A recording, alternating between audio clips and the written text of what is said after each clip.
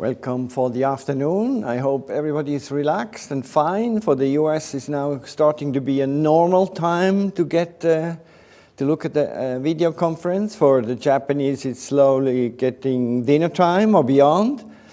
I welcome our next speaker. It's Preston Reine from Omdia in Texas, USA.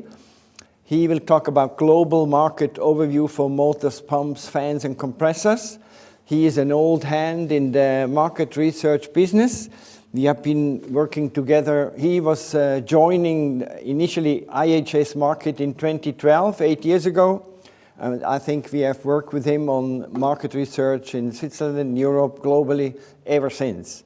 I'm very curious to see what Preston's view of the market of the world for efficient products, what he has to say. Please, the floor is for Preston.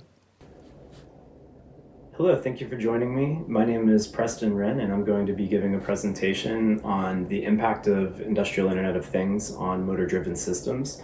If you've been to the Motor Summit or to EMOD's conference in the past, you might be familiar with some of these talking points that I'll go over. So I am excited to be giving an update on where things stand. And yeah, thank you for joining me, and thank you to the folks at Impact Energy for putting on this virtual event and being flexible enough to continue the event. So I am at my house doing kind of a makeshift space. I did my best to create a neutral background here. So I'm just thankful for you joining me, and I look forward to any questions that you might have afterwards. So I'll get into it. If you're not familiar with myself or with my company, Omdia, after several name changes over the year, still the same company doing the same types of market research. We really focus heavily on primary research through surveys and questionnaires and interviews. So throughout the year, my team and I, we work really closely with factory automation manufacturers. Specifically, my focus has been on motors and motor-driven systems over the past 8 or so years. And so I really enjoy the topic. I really enjoy seeing all of the change that's happened in a traditionally mature market. And so today I'm going to talk about the developments that we've seen, a little economic update, and just what impact do new technological advancements have on these more traditional vendors. And so it's important to note, I'm going to get into an economic overview first, but that's going to be very brief.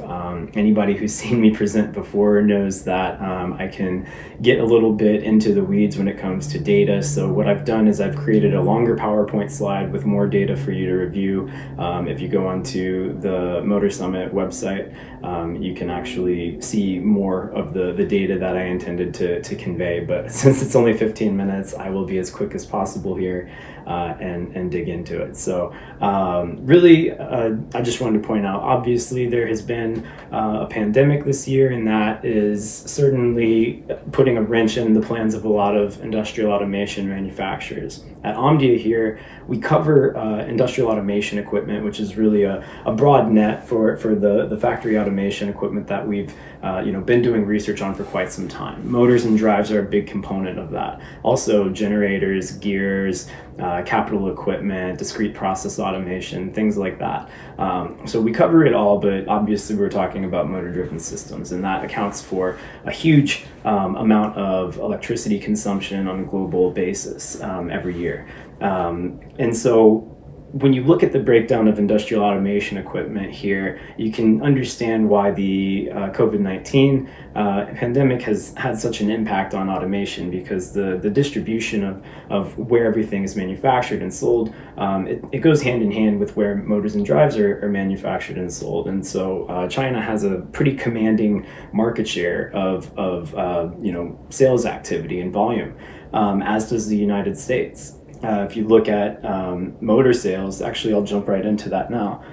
If you look at the global overview for low voltage motors, for example, you see North America at 22% of revenues, and that was in 2019. So my point is that it's easy to understand that the impact of COVID-19 it's been disruptive, but it also really depends on the region that you're talking about. Some countries are a little bit farther along than others. Some countries have been dealing with a little bit more political turmoil. I heard there was an election in the U.S. recently, so there's a lot of factors that go into that. But essentially, it's important to understand that vendors have largely gotten things like supply chain under control. It's easy to understand that early on there were some supply chain disruptions. Commodity prices were really low, but they've actually rallied in the second half of 2020. So there are a lot of positive things to look forward to, and we actually see a steady recovery going on in 2020. The impact on the competitive environment hasn't really changed too much in the last year. People haven't been really making big investments, and investor confidence is one of the biggest factors that go into the growth of something like industrial production. So that's one of the main things to focus on and to understand in this presentation. I'm going to continue, and when I talk about low voltage motors and low voltage drives, the scope of that is below 690 volts, and we look at 0.75 kilowatts up to 375 kilowatts, just to understand the scope that we're talking about. We've done research on medium voltage and on fractional horsepower motors, so really small motors.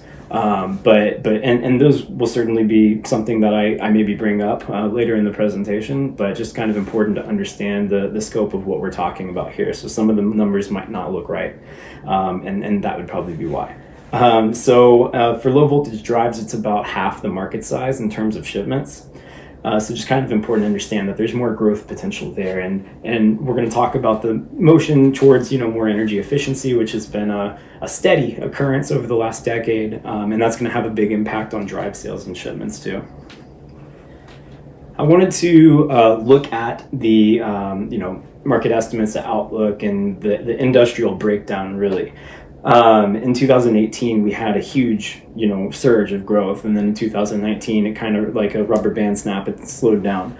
In 2020, obviously, with things being upended, we see some steady growth, on the back end, and companies are going to continue looking for new ways to diversify their revenue streams. So some that focus on one industry. If you're heavily focused on oil and gas and power generation, for example, well, you might have had a difficult year compared to somebody focused on maybe commercial HVAC or like specifically pump fan applications. A lot of fan manufacturers right now are actually doing quite well.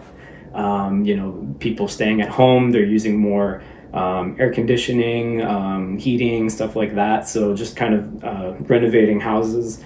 That's actually been one of the few bright spots this year, as well as pharmaceuticals and agriculture. But it's all about diversification, and the customer demand trends are changing pretty rapidly. I guess the biggest differentiator in purchasing decisions that we've seen is that services are more of a factor now. And that goes really well with the push towards industrial IoT, because in order to offer better services, you really need to be able to offer something more unique, to collect data, to show that you have an understanding of the applications, and offering a full solution is a really big factor. So when we talk about the market shares, this isn't something that we normally get into too much detail with to extract from our reports, but I think it's important to note that you can't really talk about industrial IoT without looking at the nature of the competitive environment. So the leading suppliers tend to have more breadth, more of a product, of a portfolio to offer full solutions. And so at the heart of industrial IoT is the fact that you need to be able to maybe collect data, offer a platform, and then have the ability to process the data and to manipulate it. And a lot of the issues is that people just don't have the understanding, they don't have the cash on hand. 2020 has caused a lot of slowdown in investments for stuff like this. And so that could be a factor in why some of the maybe lower cost options have gained in prevalence for a little bit in 2020, but that is a short-term trend for sure. But the customer base is still very split. Like if you're working with larger end users, then they're more likely to make investments into things like renovating a plant, putting sensors on products, and focusing on networking and connectivity. That's a huge deal, and drives are really the heart of that when you look at motor-driven systems. A motor, and this is just showing low voltage motor vendors, is not inherently a source for connectivity. That's going to be more in the drives.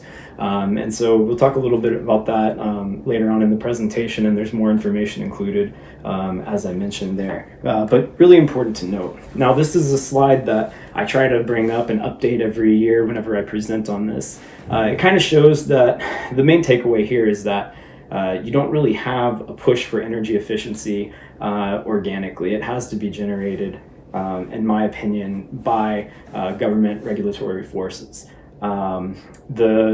There's been a steady increase in demand for IE3 and definitely for IE4 motors. However, it just doesn't happen very quickly at the rate that we need, when you look at, global warming and the impact of, carbon emissions, at the rate that we need to go to make a positive change in the world. It just doesn't happen organically in the market, from my experience, from interviews that we've seen. And so it can be expensive, and we're going to see a lot more of a push, especially in Europe, to really look at how can we get more advanced technologies being utilized. Sorry.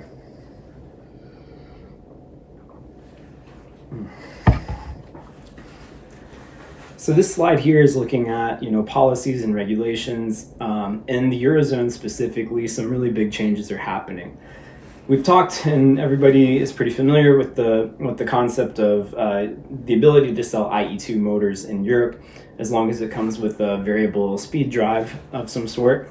As of July 2021, that's actually going to be going away. And so obviously we're going to see a lot more sales of IE3 motors. We've looked at the split of motor sales in Europe, and it kind of reached an inflection point where we're not really seeing a big shift and increase of IE3 sales. And so this is going to be a big change. It probably won't actually be recognized in the market until 2022, when stockpiles, old inventory are sold off. But I do think that that's going to be something really interesting to look at over the next few years. And so, and then in 2023, we can actually see the first ever required IE4 policy starting in Europe, and that's going to be for 75 kilowatts to 200 kilowatt motors. So a little bit larger. I think that there's already pretty good demand, and so I think that will have minimal impact on the vendors who are already selling in that space, because there's probably a bit more demand than we've seen in recent years. And so we'll also see a little bit more focus on I think that the leading suppliers are already in a good position for that, and I think that some of maybe the tier 2, tier 3 suppliers might get out of that business entirely. That's some of the options that we've heard, but that's one of those things that really time will tell. So moving on to the next slide here, really just wanted to kind of point out and further cement the point that IE4 sales, while growing, we don't expect them to really increase too much. They might double in size by 2022 compared to 2016. I think that once we start looking at 2023, 24, we're going to see a pretty rapid development there, and it's going to be interesting to see how that shakes out. The only impact that I think that will be really notable is, aside from wider usage, I think that we're going to see the prices go down pretty substantially, and so that could be a little bit less cost prohibitive for other entrants into this market. So that would be something that we're really excited to track. One last point is just that the primary use of industrial IoT when you're looking at motor-driven systems is really just to focus on the health monitoring, asset tracking, stuff like that, to be able to look at the health of a motor-driven system and to give guidance. And so what we see currently is really only about 5% of the installed base for low voltage motors. And it's a little bit more for low voltage drives, but it's a very small percent when you look at the installed base that are actually network enabled and utilized. And so that's the main point. There isn't a lot of incentive for a lot of companies out there to really get involved with that. When a sensor is put on a motor, it's not at the initial point of sale, most likely. And so I think that there's going to be a lot of aftermarket action in that. I think that,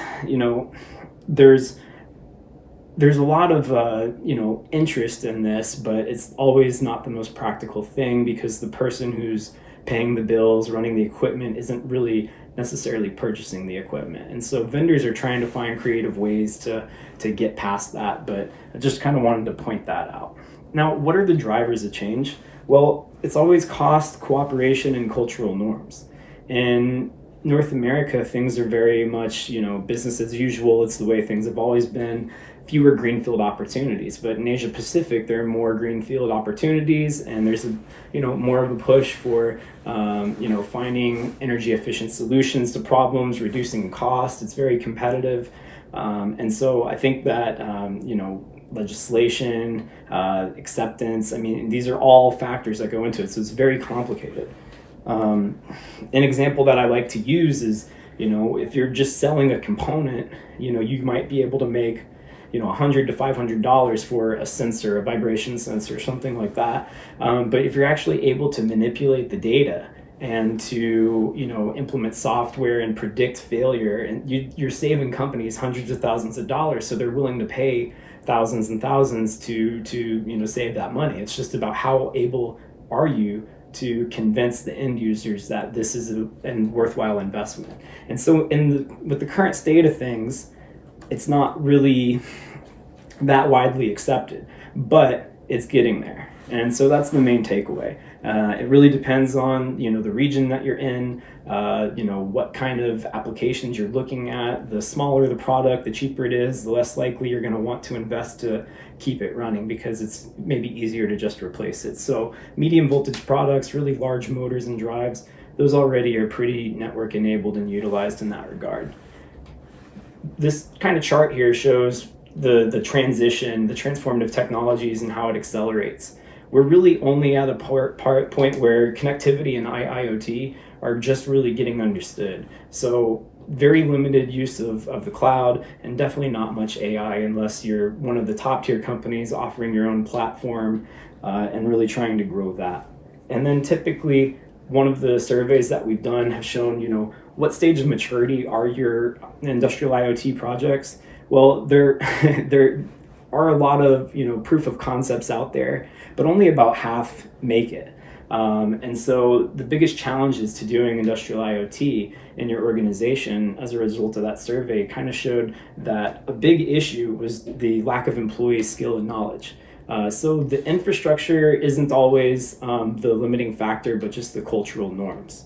I'm running a little bit low on time, so I just want to run through those conclusions with you. Oil and gas and automotive industries are poised for increased developments and investments for industrial IoT because there's a big need to keep uptime.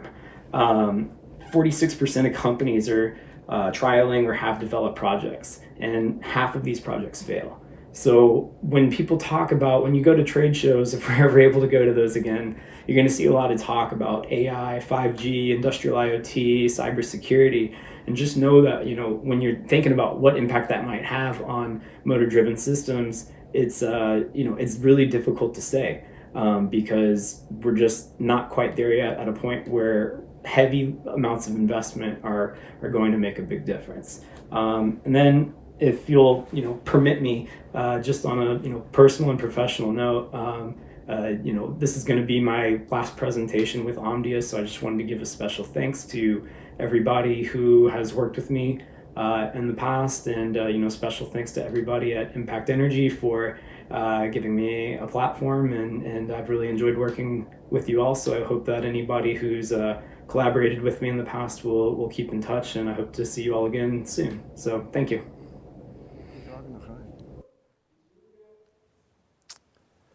Thank you, Preston. As always, very challenging news. Your global oversight is always impressive. And hi, good to see you. You're also working from home, Texas? Yes, sir. Okay, good. The graph you showed, the major graph you showed with the market development of the IE1, IE2, IE3 in the last 10 years has one good news, which is IE3 is climbing continuously, but very slowly, despite regulation. Yes, that's right.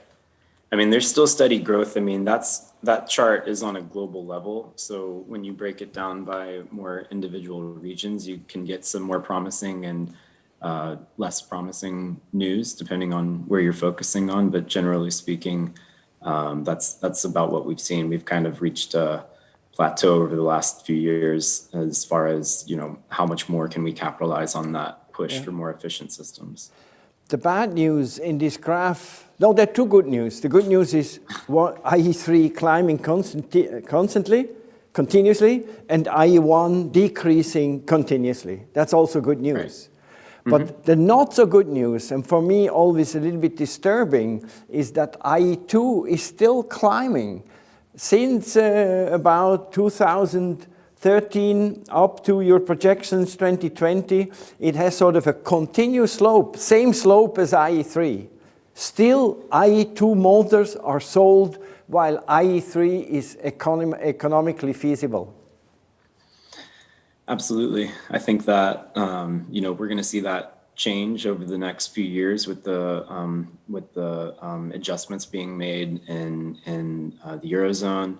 But it's also not all bad, because what that means is that the places that historically sell a lot of IE1 motors, in South America and Africa, Middle East, and then many other, developing areas, India especially, it means that they're increasing. They're just opting for the next level up, not necessarily to, the standards that some of the more developed regions have dictated. And it's a lot of a result of just their limitations and the investment levels and the cost consciousness.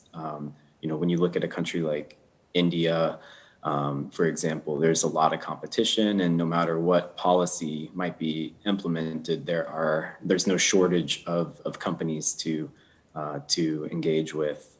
So I think that cost is always going to be a dominant factor unless there are other larger factors kind of mitigating that. But you mean initial cost, purchase cost? Because total cost of ownership for an IE3 or even an IE4 is lower than for an IE2. Correct. And I think that we're going to see the prices for the more efficient motors actually go down over the next few years in a fairly substantial way. At least the difference between an IE3 and IE2 has been decreasing. But correct. With your oversight, now let's look in your crystal ball. 10 years from now, 2030, in this famous graph I'm looking at, IE3 should be 80%, IE2 should be 20%, and IE1 should be gone, and the IE4 should be another 10%. Within 10 years. Within 10 years. Within 10 years, I mean, it's just not very likely to end up that way. There's always some kind of delay, some kind of loophole that gets found. That would be assuming that a large majority of the world completely complies with it, and that just doesn't usually happen for some time. Now there's ways to crack down on it. There's ways to close loopholes, but that usually takes a number of years, as you're familiar with, to really explore that entirely and to implement it effectively. The efficacy of these programs and the way that the legislation comes about has improved significantly, which is really encouraging. And it's done in a way that is always including feedback from the industry, from the players in the market. And so that's also really great news. But there's the lower developed areas where there's still high volume. my crystal ball doesn't really work as effectively over there every time. But yes, largely we will see a big significant difference in what this chart looks like now compared to 10 years from today. I mean, the three big markets, Europe, USA, China. Europe and USA have advanced their minimum performance standards, have excluded some loopholes, and I think within a relatively short time they could achieve the 80+% IE3 or even IE4. Obviously, China is lagging behind because they didn't adopt the IE3 right away. They're slowly catching up. And obviously, there are other markets who still sell IE1, IE2. You mentioned India, Africa, other Southeast Asian countries. Are they responsible for the slow growth of the IE3 and the still existing IE2? I don't know that they're necessarily responsible for it, but I mean, it is definitely a cultural thing. It's a product of just how competitive the markets are over there. I think there's lower barriers to entry, so you get more entrants, of course. And so when there's more options available, it's really hard to regulate all of them. It's more of a commoditized product, I would say, over there. The person buying the equipment isn't paying for the bills a lot of the time. And so, like we said, the initial cost of purchase is a big factor, and it's easier to, penetrate the decision-making and the overall culture in areas like that, if that makes sense. Should we make training programs of how to calculate life cycle cost for India or for Asia or for other countries? I think that'd be great. And you mentioned that China is kind of lagging behind, but they have, their style of government. I think that they can implement change a lot faster than what we have in the US, for example, where it can be a really complicated process and it can get, stopped quite easily if there's a lot of, disagreements within the community. So it's less of a, longer drawn out discussion and less politicized than it would be in the US. But yeah, I think that like training programs would be a great example. You've seen the Hydraulic Institute when they've been in long discussions with pump efficiency systems in the US, and we launched that recently. I think that training programs are a big factor in how successful these programs are, and the legislative endeavors are made a lot easier if you're setting up the market for success. So if you have people who aren't as experienced in offering services or testing the equipment, just setting up a program where you're not just training the vendors themselves, but setting up the vendors to train their distributors, their sales team, their end users. I think that just kind of a nature of self-reliance would go a really long way in the market. And so the more people understand, knowledge is really the power here. There's two problems we see in the global market. There are those countries who haven't joined some kind of a minimum energy performance standard. No blame game, but the fact is India, African countries, some Southeastern countries are lagging behind. Also China is lagging behind. But when we look at the countries who have a minimum energy performance standard, like Europe, or like the USA, or like Australia, how do you think compliance is playing? Are those countries who demand IE3 getting IE3? Yeah, I think by and large there are. There's always going to be an application where it just makes sense to have a lower efficient motor just because it's so minimal of an impact, and it would be completely onerous to have to upgrade a system that has minimal to no effect on the entire efficiency of a system. But those are far and fewer between. We've largely gotten there. I think that when in 2010 in the US, when the premium motors became the standard, we saw that it took some time to comply, not because people are actively trying to circumvent the system, but because you can sell older inventory that was manufactured before the timeline, so that took time to offload. There were, loopholes involving ambient temperatures and altitude and things like that, and so it takes time to kind of put something out there and then kind of see what's move the market. Yeah. Last question: do you think that you talked about the Internet of Things, IoT? Do you think moving from a stationary motor as an isolated piece of equipment to systems and to IoT interconnection, does this change the market situation for high efficient motors? I think that it will have an impact absent any further government intervention. And by that, I mean that you can attain higher efficiency levels by accurately tracking and monitoring the health of an asset, like a motor or a drive, for example. And so theoretically, you could have a less efficient motor actually run more efficiently. So that takes away the need to organically be finding more efficient systems. Now, if you combine that with a government push to sell IE4 motors, now all of a sudden you have a system in place where we're going to have efficiency like we've never seen before. We're going to have accurately sized components that live longer and run more effectively. So I think that they go hand in hand with everything kind of functioning like it should. So, government doing its job, the market doing its job, and people training and educating each other like they should be. Okay. Thank you, Preston. Always a pleasure to profit from your crystal ball, from your inside. Stay safe, stay healthy. Thank you for your presentation. You too. Thank you. Thank you.